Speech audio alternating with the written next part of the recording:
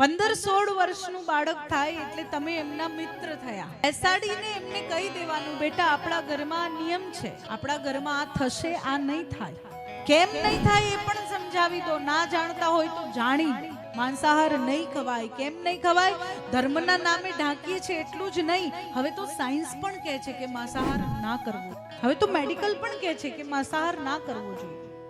દારૂ નહીં પીવાય, કેમ નહીં પીવાય સમજાવી દો. સિગરેટ નહીં પીવાય, કેમ નહીં પીવાય સમજાવી. સમજદારીની ઉંમર છે. સંગ એવો રંગ તો ક્યાં સુધી ચડે? જ્યાં સુધી મૂર્ખતા હોય ત્યાં સુધી. અત્યારે તો અગાઉ આપણે વાત કરી હતી ને કે અત્યારના બાળકોને તો 2 વર્ષે બુદ્ધિ આવે છે. તો 2 વર્ષે જે બાળકમાં બુદ્ધિ આવી જતી હોય એને સંગ એવો રંગ ચડે કઈ રીતે?